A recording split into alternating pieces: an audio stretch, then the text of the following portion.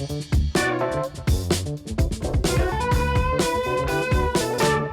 depan kita ini Gap adalah seorang stand up comedian kebanggaan Kota Depok. Yoi. Yang spesial show pertamanya kita tonton. Bener. Di Tenis Indoor Senayan. Info dari mana itu? Dan udah sering kesini. Iya betul. Di Iya, kantor lama. Berapa kali kantor lama? Gue kagum loh sama Maple. Kenapa tuh? Terakhir Bang? kali gue kesini berapa ya? 2 tahun, 3 tahun? I don't know. 2014. 2 tahun yang lalu. Yes. Waktu lu promo komedi Mendidik. Ya pokoknya sekitar itulah ya. 2 tahun, 3 tahun. Gak tutup-tutup cuy. Padahal viewsnya kurang gitu. Kurang ya. Tapi ini adalah embodiment dari persistence. Tepuk tangan lu untuk Maple Media. Gokil men. Gokil cuy. Kita juga selamat datang kembali ya Bang Coki Pardede. Sama-sama. Terima kasih mau menerima saya. Thank you. Tiap tahun selalu ditungguin sebenarnya. Betul. Sampai kemarin juga sebenarnya kita punya konten yang kalau lu masih inget Bang. Harusnya Kaleidoskop. ya. Iya, itu dia, Kaleidoskop. masih inget ya. Waduh.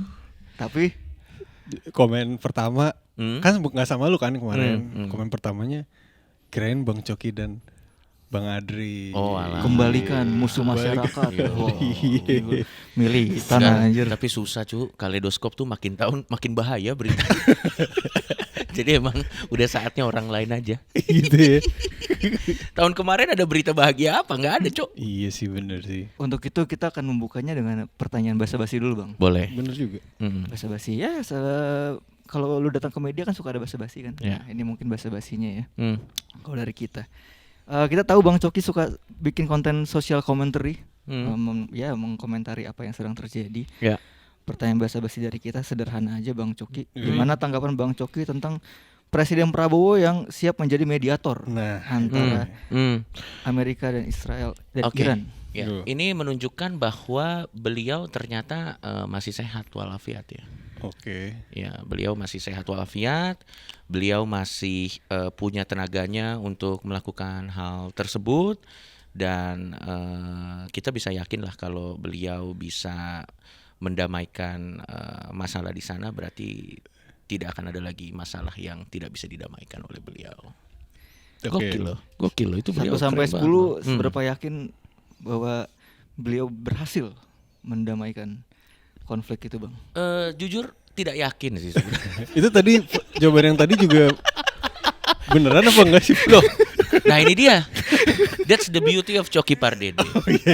Apakah itu betul atau tidak kita kembalikan ke Tadi gue lihat-lihatan dulu lagi. Itu keren. Enggak, tapi menurut gua kan gini, apakah itu sesuatu yang masuk akal atau tidak? Sebenarnya ya nggak tahu karena belum dicoba kan. Iya sih. Iya kan? Karena belum dicoba. Jadi kalau kita menilai sesuatu yang belum dicoba, ya agak susah juga. Tapi kalau kita memprediksi apakah itu akan berhasil atau tidak, ya nggak tahu. PBB aja nggak sanggup. Ya gak? Tapi cukup bisa diapresiasi nggak niat itu Bang? Ya niat mah, yang namanya niat mah kita apresiasi aja cuy. Iya kan? Bener Di sih. beberapa kepercayaan kan pahala itu dihitung dimulai dari niat. Oh, bagus. Astagfirullah. Tapi entah bagaimana nanti niatnya akan terjadi ya nanti dulu lagi ya kita nggak tahu lah. Tapi setidaknya beliau concern tentang masalah tersebut ya nggak tahu lah.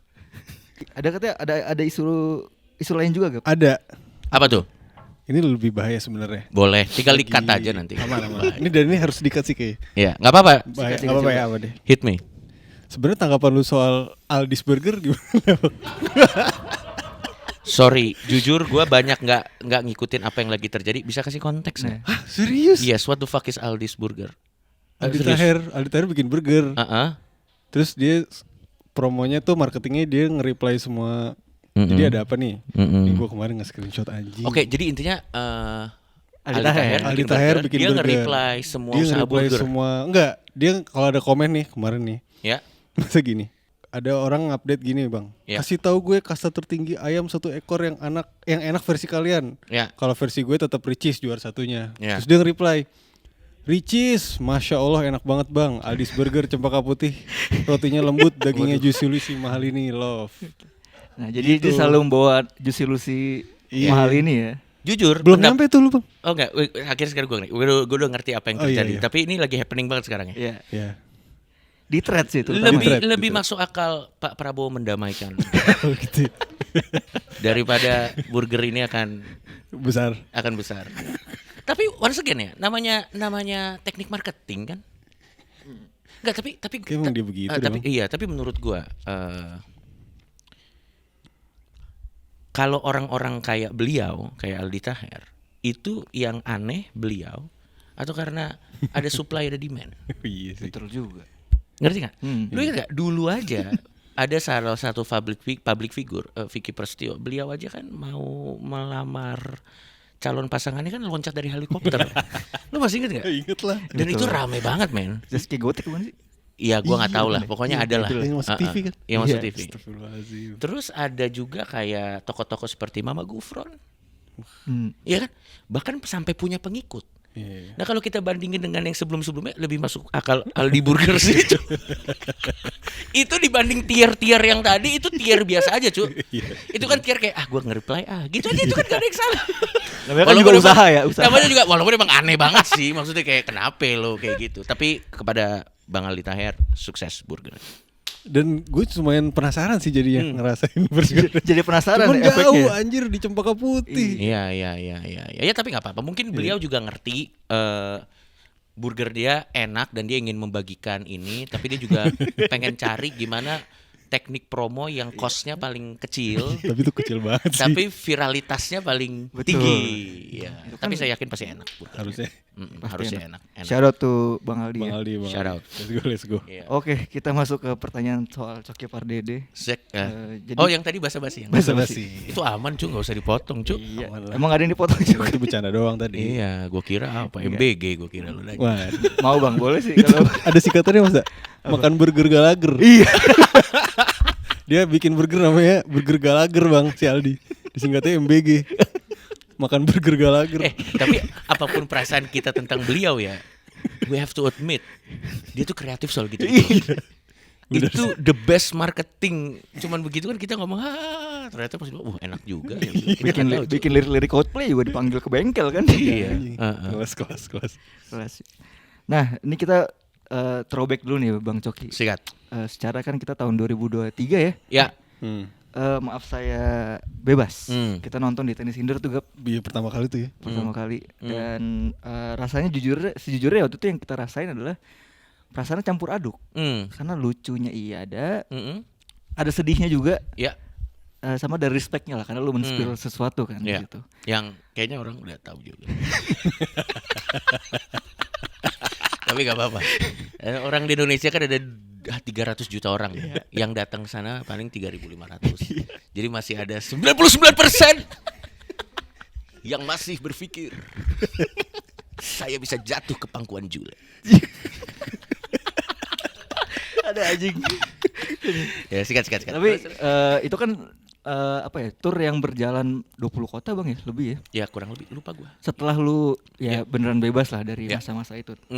Kalau kita throwback, apa yang lo rasakan Bang selama masa-masa itu? Apakah karena terlihat cukup energik dan cukup puas sih lo kayaknya di kota terakhir ya, apalagi di Jakarta waktu itu.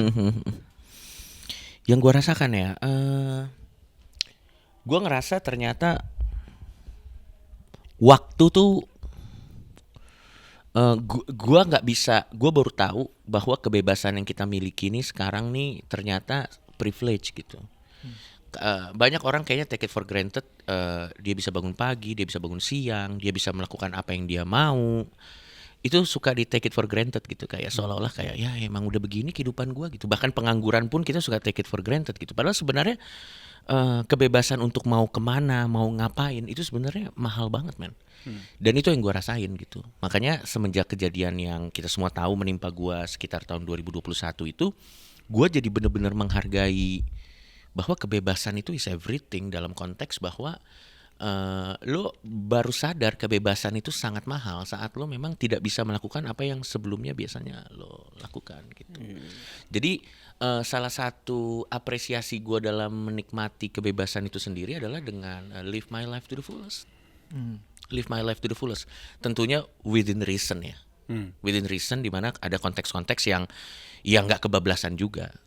Live my life to the fullest aja, karena semua orang selalu ngerasa mereka punya waktu padahal sebenarnya enggak. Karena iya, padahal sebenarnya enggak. Nanti tiba-tiba jangankan gitu. Sekarang udah saat video ini syuting udah bulan ketiga kan? Iya. Udah bulan ketiga. Berarti udah tinggal berapa? 9 bulan lagi. Anjing cepet banget, men. Itu yang benar sih. Udah mau 2026 dan gue tuh gini, kan sekarang lagi rame-rame perang dunia ketiga ya. Kadang-kadang katanya bakal ada perang dunia ketiga gitu. Gue sih terus ada yang udah mulai ada histeria massal lah mengatakan bahwa mereka takut kalau nanti dunia akan hancur atau nanti bagaimana nasib kita ke depan perang nuklir atau apapun. Dari lu gimana yang lu rasain sekarang? Kalau menurut gue udah berdamai bahwa dunia pasti akan hancur. Gue udah berdamai dunia pasti akan hancur sooner or later. Yang gue pastikan adalah saat dunia hancur, gue nasabah prioritas atau tidak. Itu aja sih sebenarnya. Karena dunia tuh pasti akan hancur. Dan kalau kita lihat habit manusia as a species ya, nggak usah perang deh. Kita polusi aja pasti dunia akan hancur. Hancurnya dunia itu paling cuma 3.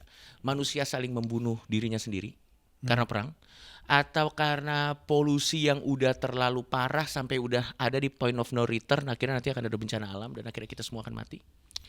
Atau yang ketiga ya kita sudah menolak untuk berkembang biak karena kecenderungannya semakin makmur sebuah civilization, kecenderungan mereka untuk berkembang biak pasti akan turun.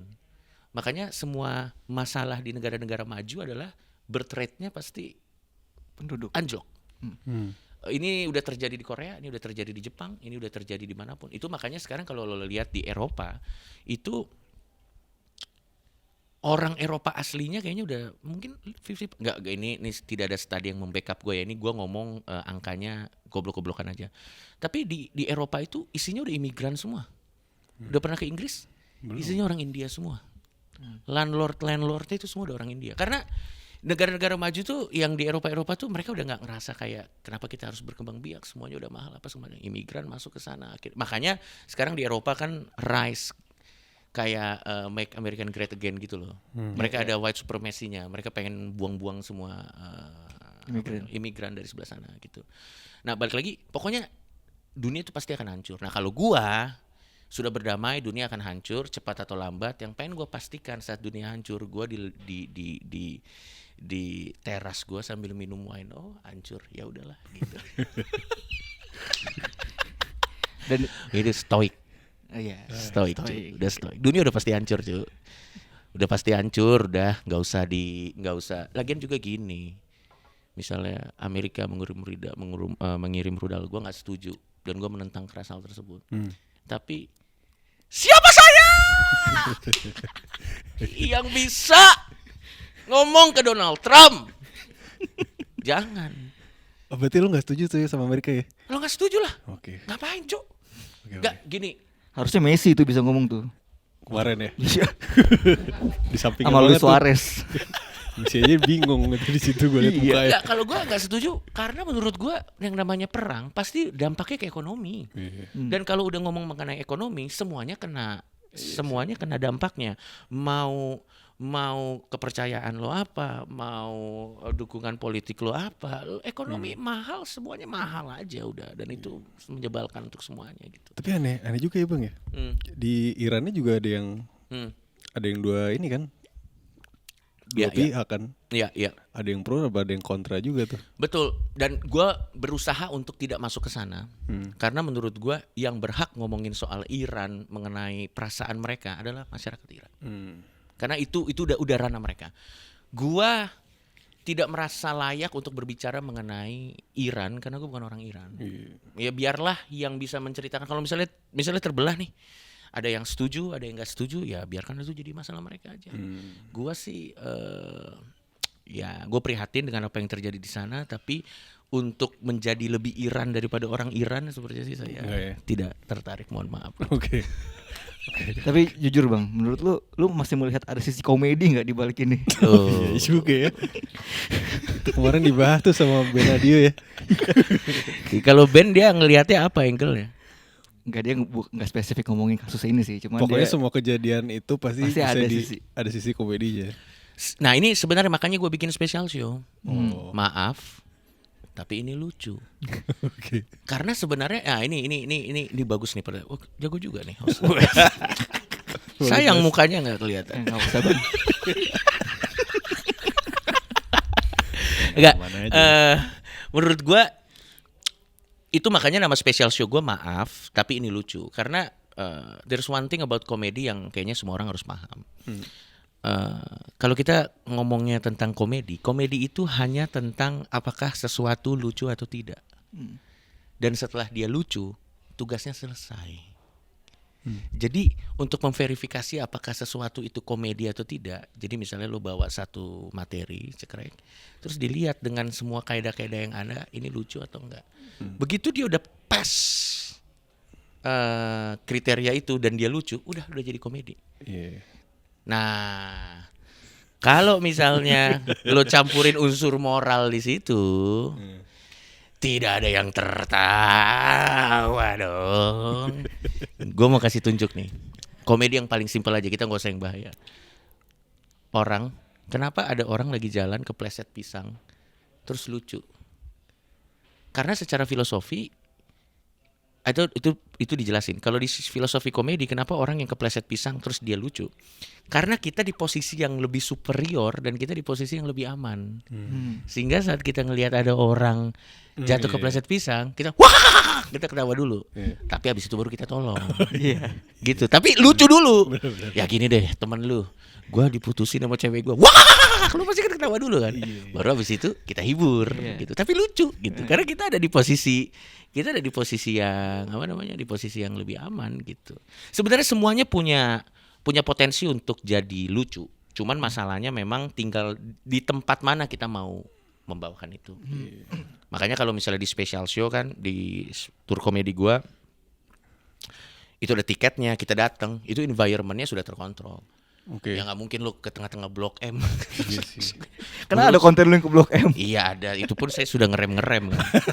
Lu nggak mungkin ke tengah Blok M habis itu lu teriak rudal Iran, rudal. Yang mau gila kali lu ditimpukin orang, cu. Jangan lah. Tahu lu. Ada di YouTube. Gak ada. Enggak banyak tanya. Oh iya, konten itu ada. Iya ada. Wow. Coba lu Sugap waktu itu datang ke tenis indoor, pengalaman pertama Gap ya? Iya. Nonton stand up secara live ya? Itu gue pertama kali tuh nonton stand up special show ya. Langsung Bang Coki Bang lagi. Coki. Ya tapi sebenarnya itu sudah di tone down sedemikian rupa karena gue paham bahwa skopnya terlalu besar. Dan ya udah akhirnya makin kesini ya gue udah mulai nahan lah kalau mau di acara di podcast atau di acara-acara konten-konten yang free gitu misalnya. Semua yang kejailan yang ada di kepala gue itu sudah mulai gue tahan karena gue paham kalau misalnya di konten kayak gini kita keluarin jokes kita dan itu nanti dilempar di sesuatu yang lebih besar yang bisa dinikmatin oleh banyak orang. Efeknya itu jokesnya itu udah bukan punya kita lagi, itu jokesnya udah punya netizen. Dan netizen punya hak untuk menginterpretasikan jokes kita tuh seperti apa. Itu makanya setiap setahun semua kejailan itu gue tahan, gue kumpulin, gue tulis di notes, terus gue crafting lagi. Dan setiap akhir tahun biasanya gue coba di beberapa panggung, kalau misalnya lulus benchmark lucu dan durasinya sekitar 1,5 jam, kompilasi kelucuan itu yang nanti akan jadi special show gitu. Jadi sebenarnya bijak-bijaknya lo untuk naro tempat lo di mana untuk berkomedi sih. Sebenarnya esensinya komedi nggak ada batasnya.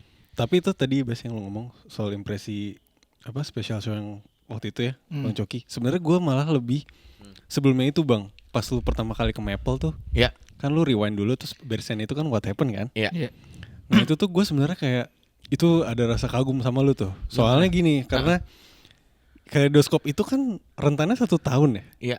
Dari Januari sampai Desember. Yes. Dan itu lu baru di brief di waktu itu. Iya. Bulan ini. Nah pas kita action, kayak lu membawakan itu pecah dan sesuai sama di output di YouTube-nya gitu loh. Maksud gue, gimana caranya lu bisa relevan semua dalam kejadian 1 tahun itu dan itu kena semua gitu loh. Maksudnya selalu ada punchline lah. Selalu ada punchline. Jam terbang sebenarnya. Iya jam terbang. Bukan karena sebenarnya tadi waktu lo tanya itu kan ada 2 pilihan gue cara menjawab itu. Satu gue bisa bilang ya memang saya jenius. Saya kan saya bisa. Gak apa-apa gitu. Gak apa-apa juga. Dan gak ada yang tahu juga saya bohong atau. Tapi sebenarnya tidak, itu terlalu pick me kalau bahasa Indonesia. Ya terlalu pick me. Sebenarnya karena jam terbang. Karena jam terbang tuh memaksa kita untuk lama-lama kita jadi punya insting untuk tahu kalau gini berarti nanti arahnya ke sini, kalau gini nanti arahnya ke sini, kalau gini arahnya ke sini. Itu sebenarnya karena jam terbang. Dan kebetulan memang berita-berita yang dipilih sama Maple saat itu memang yang potensi kelucuannya juga besar. Tapi lu ingat sama semua berita itu ya? Waktu itu sekarang sudah lupa. Iya, waktu itu. Iya, ingat. Karena memang pada saat itu di bulan itu viral banget. Di bulan itu tuh viral banget. Di bulan itu viral banget. Iya. Jadi sebenarnya bukan cuma karena guanya juga, karena Maple-nya juga milihnya bagus. Jadi jam terbang ketemu pemilihan bahan yang bagus, kawin jadinya. Asik. Jadi sebenarnya gitu 50%-nya ada di Maple. Shout out buat Maple dulu. Gitu cara jawab yang bagus.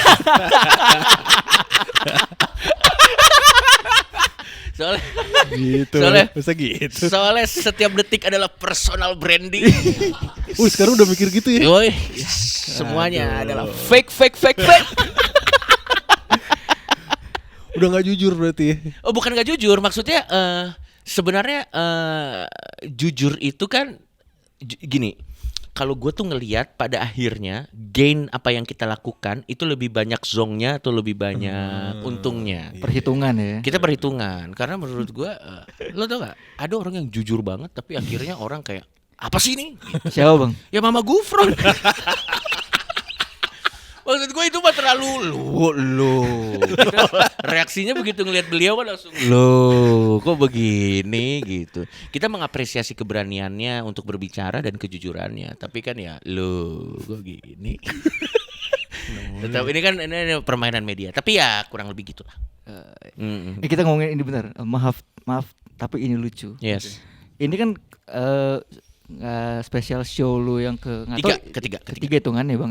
Sebenarnya kan sebelum lu maaf saya bebas ada maaf saya tertangkap tuh. Iya. Yang isinya ngerosting lu. Jadi sebenarnya gini, sebenarnya maaf saya tersinggung awal. Tersinggung dulu ya. Cuman itu gue ketangkep, habis itu diganti jadi maaf saya ketangkep. Itu show, tapi isinya line up-nya ngerosting gue. Iya. Nah itu maaf komedi mendidik baru maaf lagi. Iya. Apakah ini sebuah trilogi bang? Enggak, karena lucu aja sih. Karena lucu aja. Karena lucu aja. Gue kalau mau milih judul special show ya karena lucu aja. Waktu itu komedi mendidik karena waktu itu gue beneran resah kayak seolah-olah komedi harus mendidik gitu aja sih sebenarnya. Tapi kalau yang ini maaf tapi ini lucu karena ya menurut gue satu, selain banyak hal-hal yang berbahaya tapi sebenarnya kalau dipikir-pikir lucu, maaf ini tapi ini lucu nih lebih ke arah gue sebagai manusia banyak pandangan gue yang berubah. Sehingga akhirnya setelah gue pikir-pikir, anjir ternyata kalau gue pikir-pikir Coki Pardede yang 5 tahun yang lalu kayaknya nggak bakal berpikir kayak gini deh. Anjing lucu juga ya. Jadi sebenarnya maaf tapi ini lucu itu sebenarnya juga refleksi ke gue. Bahwa orang as a person dia pasti akan berubah. Dan saat dia berubah dan dia pikir-pikir dirinya yang dulu, dia akan mikir maaf ini lucu juga ya dulu ya. Gue tuh kayak gini. Lu pasti pernah ada di posisi itu kan. Kalau lu lihat kayak 2 tahun lalu, 3 tahun lalu lu pikir anjing kok gue bisa sealai ini ya gitu. Ya karena orang berubah. Jadi kombinasinya banyak karena makanya namanya maaf tapi ini lucu gitu. Berarti lebih personal dari yang lain? Ya bisa dibilang ya karena orang berubah kan ya. Banyak pandangan gue yang yang berubah, kayak misalnya nanti di sana gue akan bahas kayak capek, ternyata jadi tua tuh dan jadi bijaksana tuh capek. Gitu ya. Capek men. Menurut gue privilege jadi orang muda adalah waktu kita masih muda marah itu nggak pernah segampang itu. Mumpung lu masih muda banyakin marah deh, karena marah itu privilege orang muda. Saat lo tua, lo kan makin bijaksana. Saat lo jadi bijaksana, lo kan bisa ngelihat satu masalah dari banyak kacamata kan. Iya. Kacamata ini. Kalau dulu masih muda kan ada satu masalah, kita kacamatanya satu doang. Terus menurut kita salah, ya udah kita marah. Kalau udah tua kan ada kacamata ini. Dan akhirnya apa kita jadi lebih bijak? Enggak. Capek. Apa yang paling bikin lo karena capek marah, karena akhirnya kita jadi gak bisa marah. Hal apa bang? Contoh nih, dulu tuh gue benci banget sama anak kecil yang bacot di bioskop. Iya kan? Karena kayak nih anjing ngentot nih orang tuanya nih, udah tahu anak kecil lo bawa ke bioskop goblok. Tapi semakin gue tua, gue punya teman-teman sekarang, semua teman gue udah punya anak apa segala macam. Kita kan nggak tahu apakah dia nggak punya mbak. Ya kan? Berpikir ke arah situ ya. Yes. Iya sih bener. Kita tuh nggak tahu apakah memang orang tuanya udah capek atau mungkin anaknya anak berkebutuhan khusus. Kita kan nggak tahu men. Maksud gue Jadi tua tuh nggak enak Cuk, karena lu mau marah lu jadi menegasi pikiran jahat lo sendiri. Emang anjing nih, tapi siapa tahu dia begini. Loh, kok saya jadi kayak gitu? Ini kapan marahnya ini, Cok? Kok semuanya jadi masuk akal begini gitu? Gimana saya mau marah gitu loh maksudnya. Jadi ada lah banyak gua simpan untuk di special show gua karena jadi tua tuh ya capek dan sekarang mau lucu susah. Lu tuh dulu pas debat kusir tuh umur berapa ya Bang? Sekitar berapa tahun yang lalu ya? Di OS Radio tuh ya, zaman OS ya. 30-an, sekarang gue 38 hampir 40. Itu tuh zaman-zaman sekarang gue mulai ngerti sih. Ini tadi ada pertanyaan nih, kenapa lu udah mengurangi soal dark jokes ini. Terus pas lu ngomong kayak tadi, mungkin jadi lebih jelas kali ya. Berarti sekarang itu gue bilang mungkin dulu ya. Kenapa dulu tuh ngomongin soal jokes berbahaya yang lebih ke dark tuh lebih enak ya daripada di tahun sekarang, ini gitu? Iya, gue nggak tahu. Tapi memang ada. Lu merasa gitu nggak Bang? Iya memang. Oh gitu. Memang ada pergeseran value memang.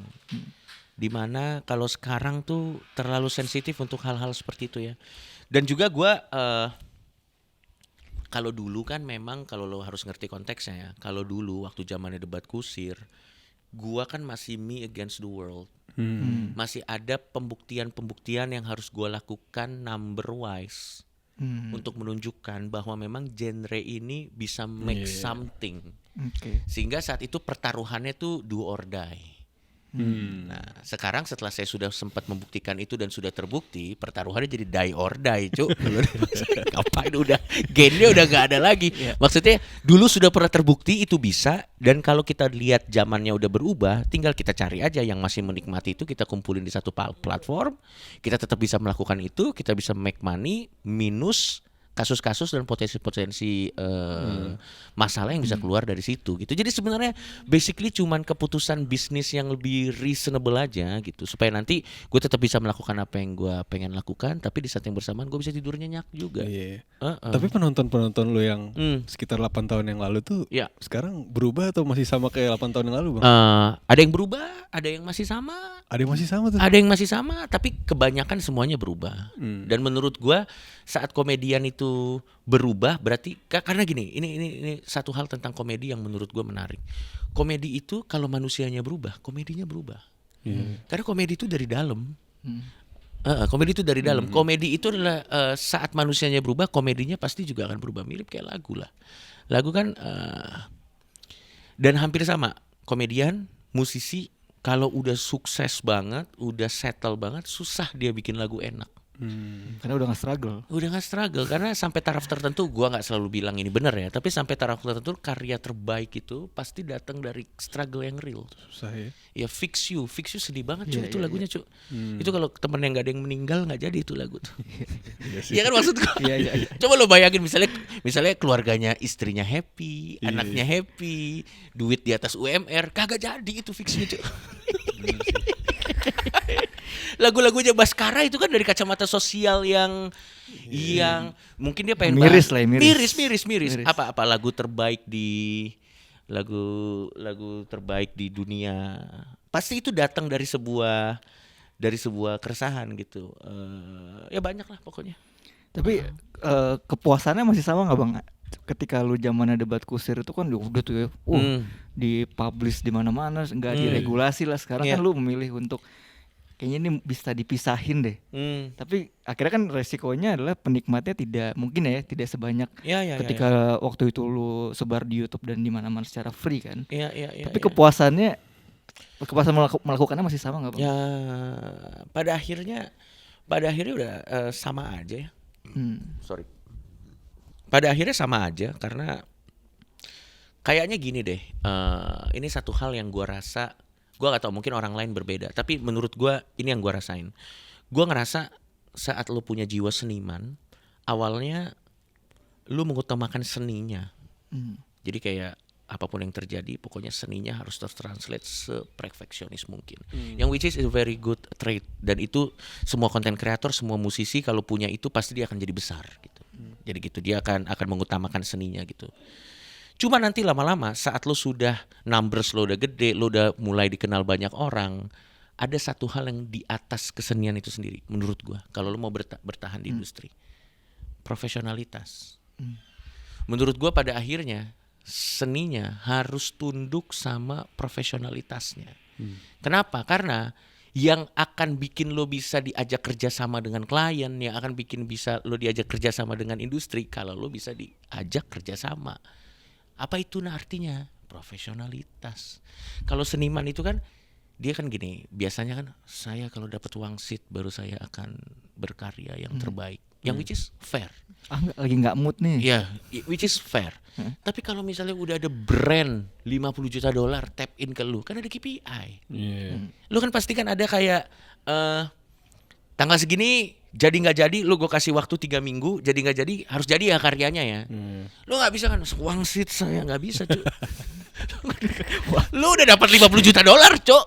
Ada apa namanya? Ada KPI dan menurut gua saat seorang seniman bisa menaklukkan KPI itu dan karyanya tetap bagus, menurut gua itu udah titik tertinggi seorang seniman. Absolut tuh ya. Absolut. Tahu nggak contohnya siapa? Coldplay. Coldplay albumnya tetap enak cuy. Mungkin enak relatif. Pasti fansnya yang Yellow benci lah. Sama My Universe kan. Lagu apa ini? Gitu. Pasti. Ya mungkin saya tidak tahu ya mungkin.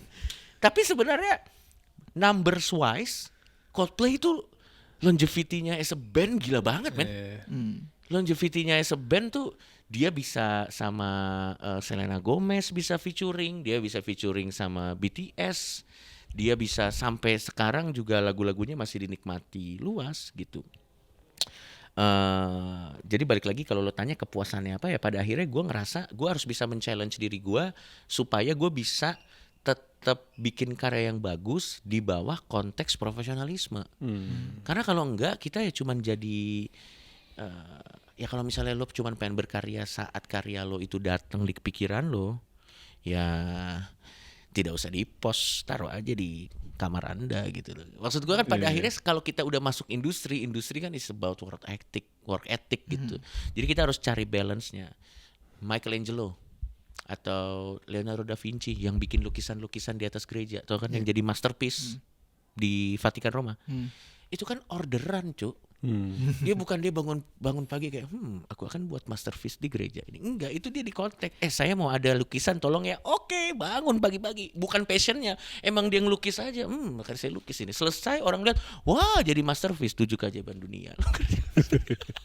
Itu kan karena job. Iya, Karena klien ya. Karena klien. karena brand. Karena brand. Bukan karena tunggu saya harus tunggu wangsit tunggu. Nggak gitu cuy. Ya tapi itu gua nggak tahu. Kalau yang lain boleh bebas. Berarti kalau secara urutan kompromi, karya, baru moral. Apa gimana bang? Sebenarnya enggak. Sebenarnya kalau secara urutan kita harus cari sweet spotnya. Yang mana karyanya bisa tetap bagus, KPI-nya terpenuhi, dan tahu di mana kita naruh karya ini.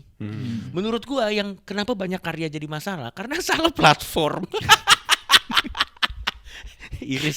Iris kuping gua. Gua mau nanya sama lo.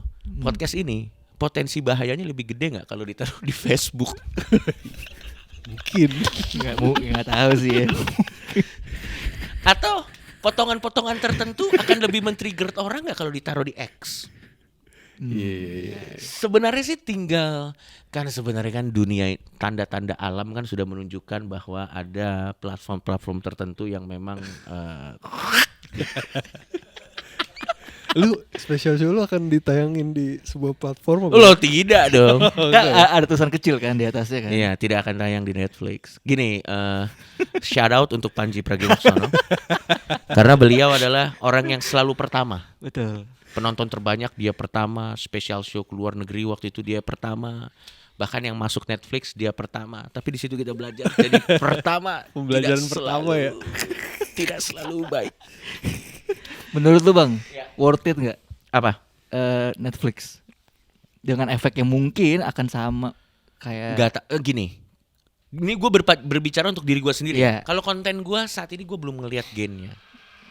Saat ini belum. Tapi gue nggak tahu ke depannya mungkin jadi worth it. Gitu. Kan kalau Kalau gue sih saat ini belajar dari apa yang gue lihat sih, dan kita harus tahu juga, misalnya materi kita aman sekalipun, itu kan aman menurut kita. Tapi kalau misalnya kita taruh di Netflix, terus itu pas di zaman di season politik, kita kan gak akan pernah tahu angle. Karena ini satu hal yang tricky tentang ketersinggungan. Ketersinggungan itu tuh diambil, bukan dikasih. Misalnya ada statement nih, Coki bodoh. Pilihannya kan di gue mau tersinggung atau enggak. Karena kan Coki bodoh, itu kan cuma statement. Tapi kalau gue mau tersinggung, kan gue ngambil. Maksud Anda? Dia juga ambil itu. Nah jadi poinnya apa? Kita mau bikin materi sebagus apapun, kalau kita taruh di platform yang skopnya luas banget, kalau orang mau tersinggung, mereka akan nemuin cara aja kalau mau tersinggung sih. Dan gue sih makin gue tua sekarangnya udah 38 tahun nih, udah mau ke 40, gue lebih memvalue tidur enak cu. Tidur enak, tapi notification gak nyala-nyala terus. Itu kan kalau diserang kan ting ting ting ting ting. Pernah ada masa itu ya Bang ya? Loh, udah berkali-kali cu. Udah gak perlu lagi ngapain, udah gak perlu. Kalau gue sih kayak gitu. Berarti sekarang apakah stand up comedian sekarang tuh harus mungkin bersinggungan secara intensif dengan legal Bang? Akhirnya pada akhirnya bukan karena stand up komediannya yang mau, situasinya yang bikin mereka jadi mau nggak mau harus begitu. Karena percayalah stand up komedian itu kan profesi ya, tapi kan di balik profesinya kan mereka semua adalah orang yang mencari ketenangan. Gak ada, percaya sama gua, gak ada orang ya yang bangun tidur, aku akan mencari kasus hari ini. Siapa yang belum aku singgung ya? Dulu gitu nggak tapi? Iya dulu gitu. Tapi kan karena narkoba. Bang, tapi penasaran deh. Apa konten yang outputnya berasal dari situ? Oh banyak. Contoh aja, mungkin kita bisa throwback. Gini, IP-nya bukan dari situ. IP-nya adalah IP-nya dari Tretan Muslim, tapi waktu di situ gua lagi kenceng ada Musuh Masyarakat season 1 di beberapa episode ada. Terus pingin siaran ada Debat Kusir juga beberapa ada. Gue lagi kencang, tapi IP-nya tuh IP-nya Tretan Muslim gitu. Di podcast Dedi dulu ada beberapa gue lagi kencang. Ya namanya juga pemakai, mau bilang apa bro? Atta Halilintar tuh buah dari kencengan. Oh enggak, itu adalah buah dari kelakuan beliau sendiri. Sekarang lu baik kan ya? Temenan gak sih lu? Iyalah temenan cuy. Tapi kan udah tua. Gitu ya. Iya, profesional ya. Profesional. Gue ngomong sama beliau. Gue bilang, nothing personal ya. Karena pada saat itu lu tuh saking besarnya, jadi nggak mungkin nggak ngomongin lu. Ini nggak ada sesuatu yang personal. Ditambah lagi memang pada saat itu kelakuan Anda bikin kita loh. Pokoknya gue kalau ngeliat loh. Masa-masa itu ya. Bandana sih. Tapi ngomongin tadi soal mensreya Bang, gue kan gue belakangan juga sempet nonton lu sama Bapak Muslim ya, yang mendatangkan beliau Wapres, kan. Iya. Gue penasaran dah sebenarnya. Tanya aja nggak apa-apa. Apa sih yang terjadi di situ? Maksudnya gimana sebuah media bisa mengundang wakil presiden tuh? Jadi sebenarnya gini, ini nggak banyak orang tahu dan saya hanya spill di pagi-pagi tapi ambiar. Anjing. Jadi ceritanya itu gini. Jadi sebenarnya jauh sebelum ribut-ribut mensreya ini ada di Netflix, sebenarnya Tretan Muslim udah pengen janjian sama beliau. Karena sebenarnya jauh dari itu, beliau itu sering makan di bebek caroknya Muslim yang di situ. Kalau nggak salah di daerah Menteng. Dia sering makan di Menteng. Jadi sebenarnya kayak 2 bulan sebelumnya si Mas Gibran udah ngomong, ayo kita konten yuk, aku udah lama, udah ketemu, aku lama udah nggak pernah ngobrol lagi gitu. Ya mas gitu.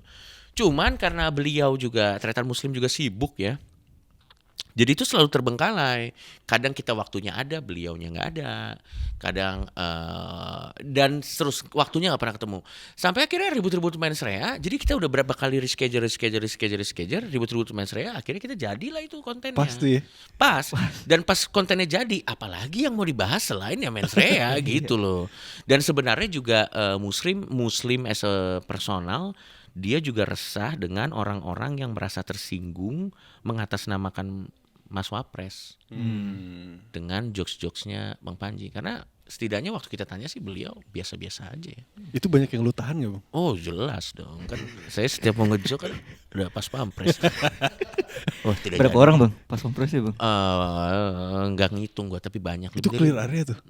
Iya clear area tapi tetap ada pelanggan yang datang yang masih masuk gitu. Ya sebagaimana Wapres diperlakukan lah dengan sistem keamanannya. Tapi ya menurut gua apapun yang kita rasakan tentang beliau ya, posisi nomor 2 itu jadi penting setelah Gibran. Ada nggak yang ngomongin? Cuman ada 2 orang yang bikin posisi wakil presiden tuh jadi buah bibir. Muhammad Hatta sama Gibran. Sebelum Gibran, nobody give a fuck, cu. Iya sih. Gue mau nanya, wakil presiden SBY siapa? Budiono. Satu lagi? Yusuf Kala anjir. Gak tahu, gue juga nggak tahu. Tapi that's the point. Iya. That's the point, ngerti gak lo? Yang sering dilupakan maksudnya gitu. Iya, dulu tuh nggak ada yang peduli, cu. Cuman Mas Gibran nih, ya nggak tahu ya. Dan dia juga sebenarnya karena millennials kayaknya, jadi dia ngerti caranya marketing dirinya sendiri ya gitulah kurang. Terus beresan dari situ gimana? Apanya? Beres dari syuting itu deh. Ya udah aja gitu. Udah. Banyak yang nanya, ini juga harus gue lurusin ya. Banyak yang nanya kayak, wah gila buzzer nih, cair dong, cair bangsat. Nih tak kasih tahu nih. Silakan. Satu-satunya benefit saya bikin konten dengan beliau adalah saya bisa menerobos ganjil genap seumur hidup. Anjir. Tidak dong bangsat. Gue percaya lagi. Gue percaya lagi anjing. Kagak lah, gak ada cu. Itu emang karena kita berapa kali tuh suka ngonten. Jadi lo lihat di YouTube ya Muslim, emang sering ngonten beberapa kali. Itu karena temen aja, terus kenal. Terus ayo kita konten nih, lucu nih kayaknya mas. Iya, nggak ada transaksional di sana, nggak ada. Tapi lu ini kan masih tahun pertamanya beliau ya menjabat. Lu tahun pertama, kedua dong. Masuk tahun kedua ya? Iya masuk tahun kedua. Harusnya nggak tahu gue cara ngitungnya dari mana. Ya intinya gitu lah. Tetap ada rasa optimis dari lu untuk beliau. Sebenarnya apa nih kinerjanya atau untuk masa depan kita berapa tahun ke depan? Menurut gue itu cuma waktu yang bisa menjawab men. Itu cuma bisa waktu yang bisa menjawab. Dan pada akhirnya gue percaya nggak ada yang mau Indonesia ini hancur sebenarnya. Gini, coba kita main di narasi, bilanglah apa yang diasumsikan masyarakat kepada teman-teman kita di sebelah sana itu betul, bahwa mereka adalah orang-orang jahat. Orang-orang jahat ini kan juga, kalaupun ini benar ya, orang-orang jahat ini kan juga mereka harus rule something dong. Mereka harus memerintah sesuatu dong. Harus ada yang diperintah, harus ada masyarakatnya, harus ada tanahnya, harus ada apanya gitu. Kalau hancur mereka mau merintah apa cu? Lo ngerti gak sih maksud gue?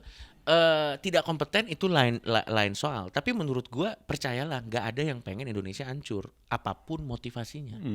Yang orang baik tidak ingin Indonesia hancur atau negara ini hancur karena ya kita pengen hidup makmur di sini.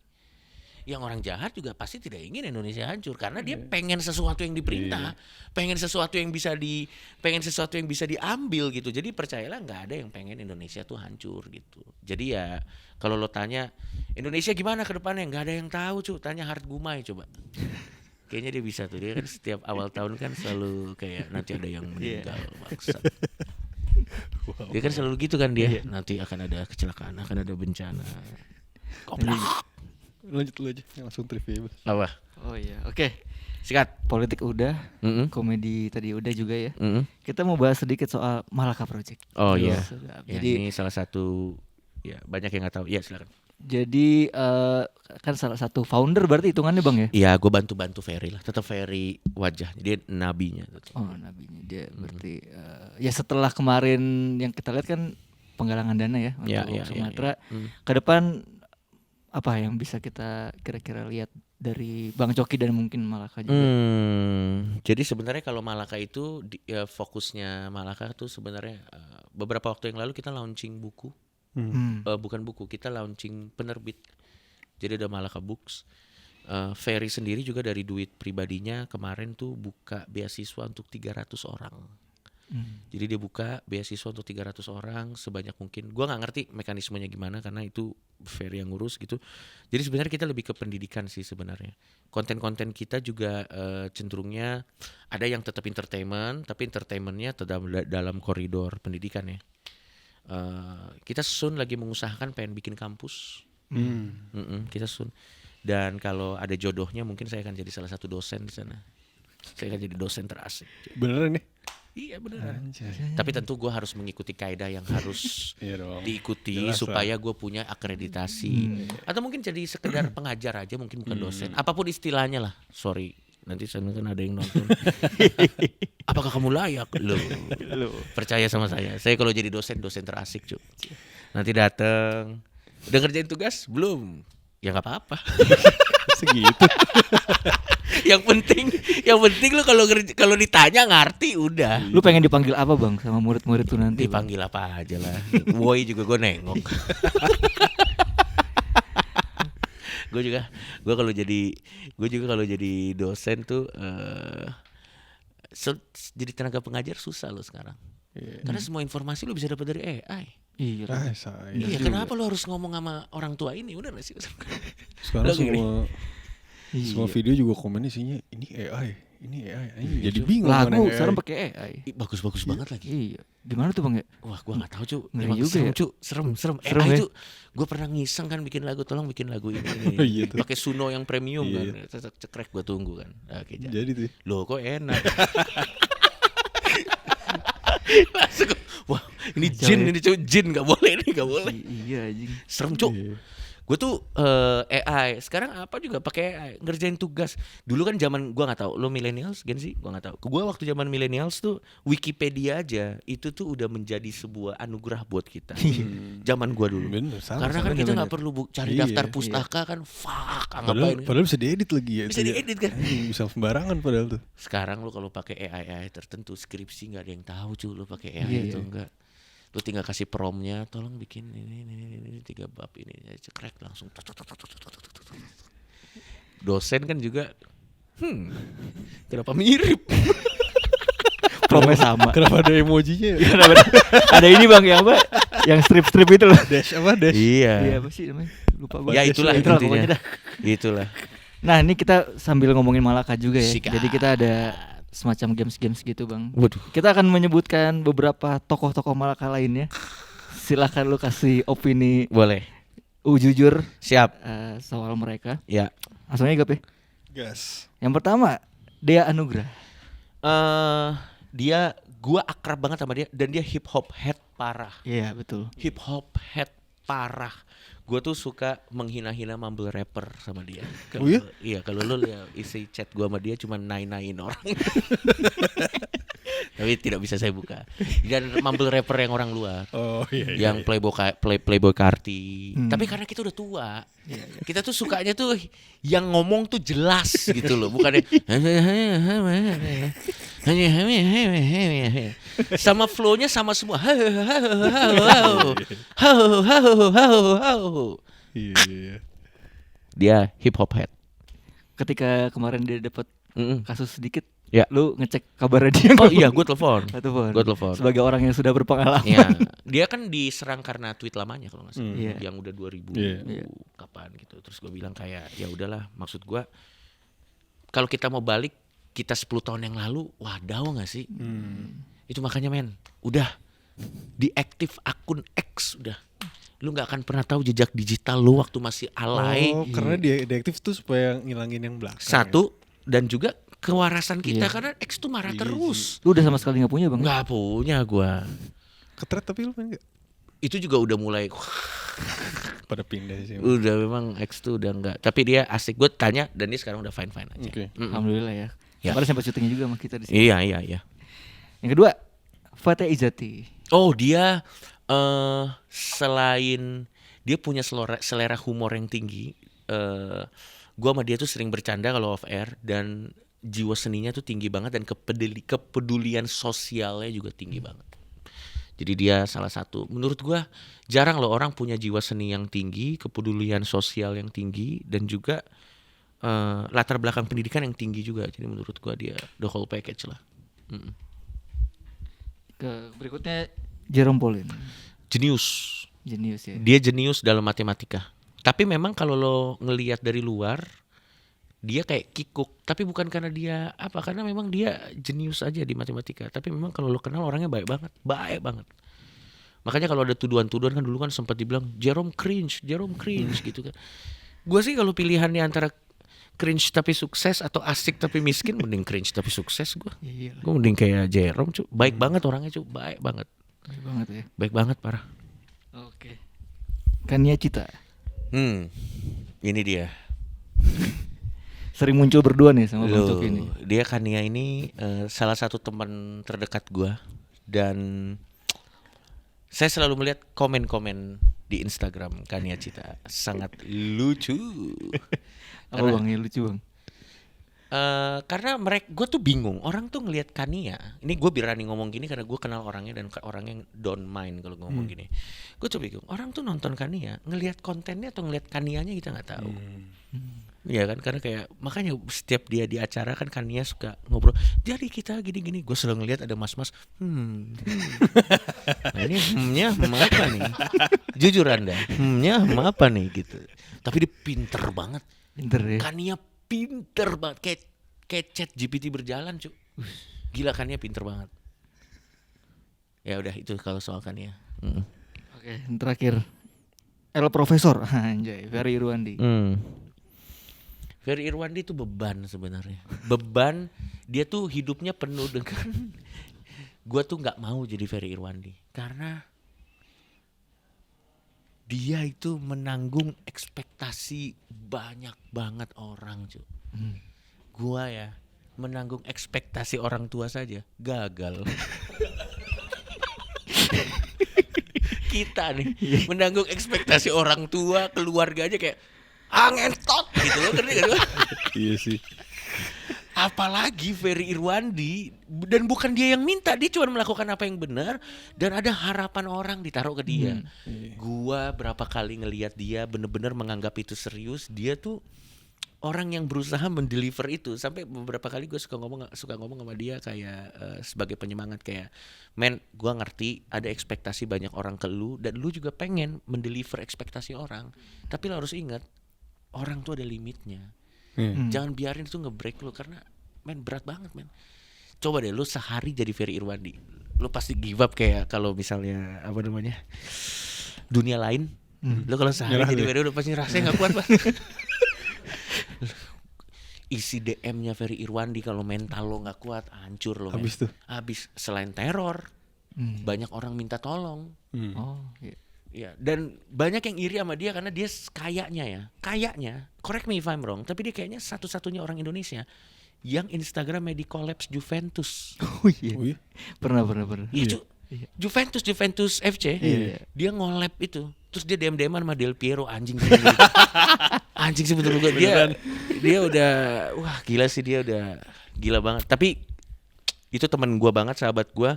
Gua selalu ngobrol sama dia, banyak orang pengen jadi Ferry Irwandi, tapi gue bilang sebagai teman dekatnya, lo nggak ngerti harga yang harus dibayar jadi Ferry Irwandi itu mahal men.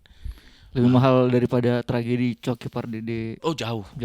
Malah sekarang lebih banyak musuhnya Ferry Irwandi daripada Coki Pardede. Dia kan sekarang diserang mulu. Iya lagi. Bikin podcast sama Big Mo diserang. Kemarin tuh. Itu rame juga tuh kemarin. Itu rame kemarin. Tapi ya udahlah, kalau yang nggak suka Ferry mah ya nggak suka aja, nggak apa-apa cu.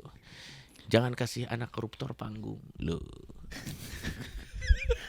Ada yang lu mau klarifikasi nggak Bang dari situ Bang? Gak ada cu. Gue Ya? kenal dua-duanya soalnya. Iya. Nah, mendingan ya. Kalau lo mau dan Maple ini kuat diserang, coba undang Big Mo. Coba tes behind the curtain. Paling nanti lo bingung lo sambil interview dia sambil live ya guys. Jadi gitu begini guys. Dia kan izin. Tapi Big Mo sekarang sama Big Mo yang dulu udah mulai berubah ya? Oh berubah. Waktu lu main kesana tuh pas sebelum ya. itu ya? Iya, gue berapa kali kan sering ketemu dia, berapa kali. Kan lu juga ngerosting dia juga kan di situ kan? Iya, gue suka ngobrol sama dia. Anak SBB. Nih gue kasih tahu satu hal tentang live streamer. Kenapa mereka seolah-olah di mata kita aneh? Tak kasih tahu. Live stream itu hidupnya by moment. Jadi karena udah pernah nonton live stream semua kan? Udah. Jadi kalau nonton live stream, kalau kita bikin satu gerakan aneh, nanti tuh Saverianya ting ting ting ting ting ting ting ting. ngerti kan lo? Orang-orang kata we, bukan win. Gue juga awalnya nggak apaan we gombel, gue nggak tahu. Tapi ternyata we itu maksudnya win kan? We win. Jadi karena lu harus memilking momen yang baik supaya grafik live stream lo itu begini terus, lu akan selalu inget di momen mana lu tuh naikin kurva. Tahu ISO speed? Tahu lah. Tahu kenapa dia wok gitu, tahu? Karena pasti dia tahu kalau dia wok itu rame, naik. Jadi karena dia itu live by the moment, satu gerakan aneh nih, dia inget kan, wah anjir gue kalau ngelakuin aneh ini peaknya segini, dia push terus. Iyalah. Wah segini dia naik lagi nih. Makanya kan sampai ISO speed salto tuh untuk apa? Awalnya kan dia salto sekali doang kan, peaknya naik. Dia mikir lagi apa nih yang bisa bikin gue push saltonya naik lagi di depan mobil, tau gak lu? Yang dia mau ditabrak, gue gak tahu ini AI atau enggak ya. Tapi setahu gue dia mau ditabrak itu, habis itu dia set begitu. Dia belajar bahasa Indonesia. Pasti kan awalnya kan terima kasih naik, lama-lama minggir lo miskin naik, lama diulang terus kan, minggir lo miskin naik. Nah makanya live streamer itu di mata kita terlihat aneh, sebenarnya mereka tuh lagi acting, karena mereka ingat kata-kata apa yang bikin, kalau di YouTube kan ada ininya tuh, yang spike itu kan, yang spike-nya mereka memastikan itu setiap tayangan ya kalau bisa spike semua. Itu makanya kalau lu kenal sama live streamer, begitu kamera mati cekrek capek. Kemarin itu gitu ya. Loh, capek cuy. Gua sekali nyoba live stream kan tidak lagi mau lebih enak tapping. Bisa diedit lagi ya. Bisa diedit. Tapi kan sekarang lagi maraknya bener live stream kan, Bang. Ya. Lu melihat kita sekarang udah masuk ke the real Black Mirror gitu gak sih, yang anjir semua perilaku kita. Gua tuh kayak gini, gue sangat respect sama teman-teman yang live stream. Sahabat gue banyak yang live stream. Gue sangat respect sama mereka. Cuman gue ngerasa gue nggak bisa live stream karena kayaknya hidup gue nggak semenarik itu. Satu, gue kayak ngerasa kayak ini buat gue ya, kayak ayo tontonlah hidupku. Siapa lo cok? Kalau gue ngerasa hidup gue nggak menarik. Teman-teman yang lain, makanya kan teman-teman yang lain gue salut banget. Kalau gue nggak ngerasa hidup gue menarik, dan gue tahu batasan gue tuh kalau ditaruh di itu adrenalin gue main. Kalau gini kan kita parah habis itu nanti selesai yang tadi di-cut ya. Udah gitu live stream ya, lu bisa take down live stream lu, tapi orang nggak tahu, mereka udah ngerekam tuh. Udah di-save duluan. Serem. Live stream tuh serem. Apalagi lu live stream di Indonesia. Waduh serem, jangan. Gue sih enggak. Gue tidak usah live stream. Tapi gue respect sama pelaku live streamer. Gue ada pertanyaan terakhir nih, Bang. Sikat. Tapi soal Malaka sebenarnya. Sikat, tanya aja. Malaka itu kan seperti yang udah lu ceritakan itu. Loh, kira air putih, Bang. Loh. Ini air putih. Saya taruh di situ. Ini biar ada warna-warna aja. Kamera cuma kelu doang nih, Bang. Sikat. Isinya kan gue bisa bilang orang-orang pintar iyalah. Tapi tanggung jawabnya kan berat ya, Bang ya? Ya. Yang harus dipikul terhadap para masyarakat ini kan. Dan itu kan ikhlas tuh berarti kan dari mereka ya. Yang bikin lanjut apaan sih, Bang? Karena kita paham. Ini semua orang yang lu sebutin tadi tuh kan termasuk berarti. Ngerti.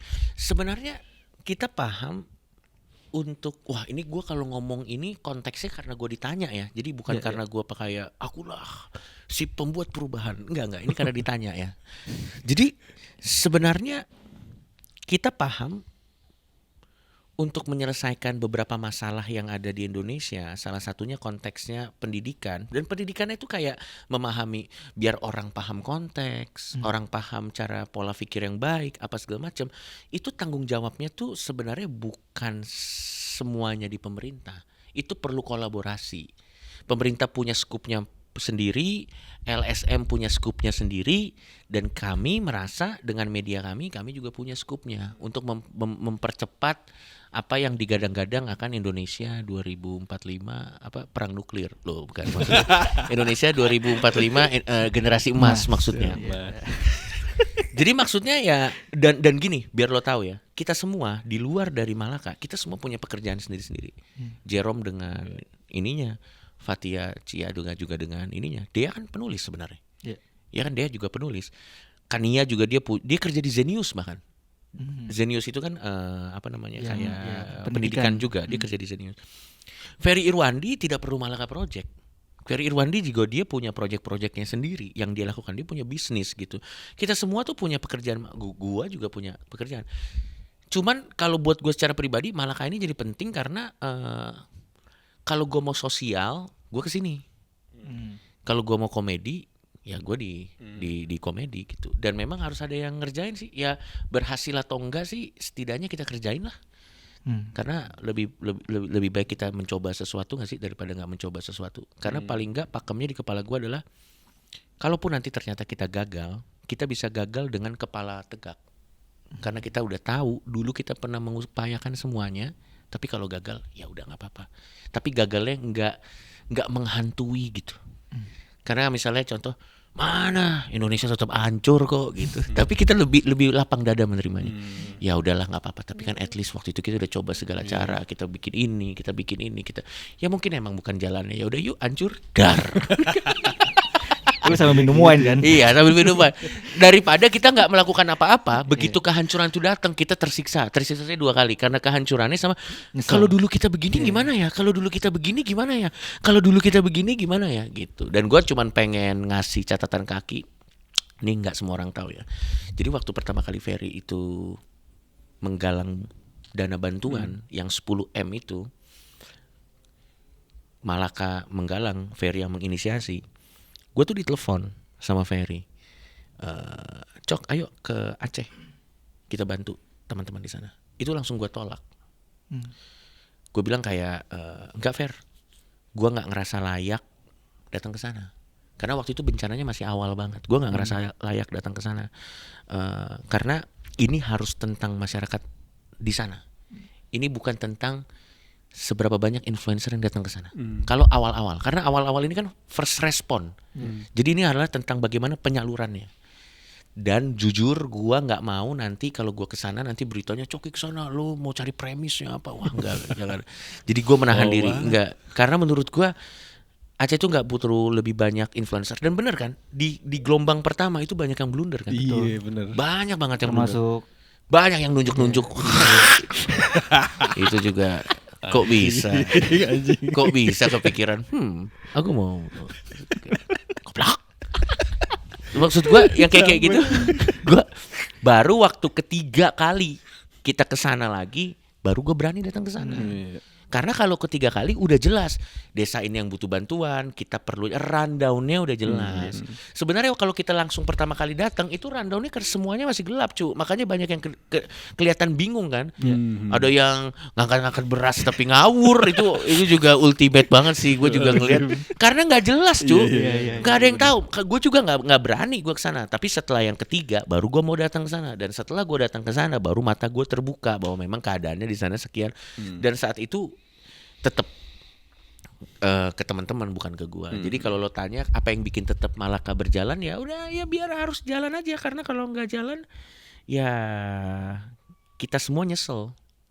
Gitu. Setidaknya ya kita coba aja lah. Kalau memang berhasil ya berhasil. Ya setidaknya nanti kalau gua udah tua, terus fans gua udah tua, terus nanti ada anaknya nanya, Coki Pardede itu siapa sih, Pak? Kamu mau yang buruknya dulu atau yang baiknya dulu? Tetap ya ada gitu ya. Ada opsinya. Ada opsinya.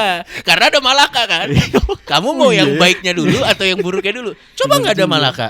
Pak Coki Pardede siapa sih? Kamu mau yang buruknya dulu atau yang lebih buruknya lagi nih? Kamu mau yang mana? Setidaknya kalau ada Malaka, kita semua tuh dua sisi di satu mata koin. Jadi ada yang ini ada yang ini. Jadi menurut gua Malaka menyenangkan, sangat menyenangkan. Ada di sana sangat menyenangkan. Dan orangnya kan nggak SJW kan? Dia SJW gak datang ke sini? SJW nggak dia? Kagak sih. Lo kalau santai dia. Ya jangan deh, nanti aja kalau kamera mati.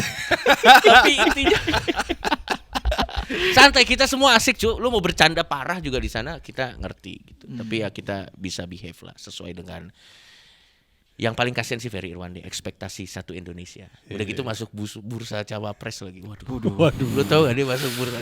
Udah gue ceng-cengin kan, siapa wapres? Masa teman saya wapres semua? Privilege ganjil genap nih.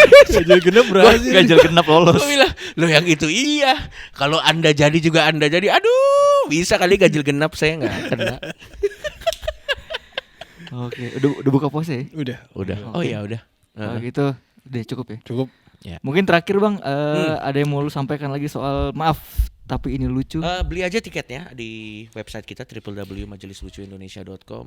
Udah tinggal dikit. Jakarta kayaknya kita udah nggak mau 3.500 lagi kayaknya. Kita akan mungkin cuma di 2.500 kali ini. Oke. Soalnya kayaknya makin gede penontonnya. Produksinya mahal sih. Kos ya. Anjing gua kira lebih kompos ya. Sound system mahal banget. Gua hitung-hitung loh, mending jadi buzzer. Daripada kerja begini. Production cost-nya. Production cost-nya kayak jadi menurut gua mending mending jadi buzzer. Mending kecil dan intimate aja gitu. Kira efek yang ditimbulkan anjing turunin. Enggak 2.500 beli aja udah tinggal sedikit. Venue di mana Bang? Jakarta Bang? Kita lagi memilih menimbang beberapa opsi tapi nanti pasti akan kasih. Karena toh masih lama juga. Nanti kota pertama di Bandung 18 April. Udah tinggal dikit lagi. Kayaknya harusnya kalau video ini naik Bandung udah sold out. Oke. Jadi ya sampai ketemu dan tidak akan ada digital downloadnya sebelum konsultasi ke legal. Bisa di-cut-cut. Apakah akan ada experience orang jual merchandise tapi dalam jeruji penjara? Ya kayak waktu itu ya. Iya anjing. Ada tes urin anjing bangsat dah. Ada yang ditarik anjing. Ayo mau beli apa mau tes urin? Saya beli aja. Nanti mungkin kita akan jual tiket yang murah yang 50.000. Untuk tapi nanti bagian punchline-nya ditutup. Ya. Bisa gitu. Jadi kamu gini-gini jadi kita ditutup. Loh apa nih Cuk? Ya gak apa-apa. Anda dengar premisnya aja tapi gak sampai lucunya. Yaudah itu aja langsung beli tiketnya kalau dari gua. Oke. Bang Coki terima kasih banyak. By the way special thanks dulu buat Bang Coki karena kalau kita baru aja 4 tahun nih Bang Maple. Kalau kita throwback ya. Oh iya benar. Di tahun 2022 itu ketika pertama kali Bang Coki kesini itu ada salah satu milestone konten kita ya. Rewind dengan pohon Natal tuh ya. Dengan pohon. Kalau masih ingat sama what happened sama Tiara. Iya benar. Itu salah satu konten yang langsung zup. Iya. Itu membuat kita lumayan banyak. Ada yang aware lah. Jadi Maple terus sampai ada ke 5 tahun. Masih masih ada ke 6, terus masih ada ke 7. Thank you mau mengundang gua untuk jadi salah satu platform untuk promo tiket gua. Maple kalau bisa jauh lebih besar lagi. Amin. Next time kalau bisa gue kesini lagi. Subscribernya sekarang berapa ini di YouTube? Berapa cuy? Lupa gue. Loh. 187. Kok anda tidak bangga dengan kantor anda sendiri? Bangga. Cuma lupa gue. Berapa? 180 ya? 187. Mudah-mudahan Maple nanti tahun depan udah 1 juta subscriber. Kok anda kayak nggak yakin gitu? Kita udah 3 tahun Bang. Iya Bang. Kalau polanya kayak gitu sih. Kok lama juga ya? Karena masih 180. Iya, udah 4 tahun 180.000 Bang. Maple semoga tahun depan makin jaya lagi, Amin. makin bisa menghidupi banyak orang supaya Maple itu M-nya itu bukan masih gini-gini aja. Oke, thank you Bang. Terima kasih, Thank you teman-teman.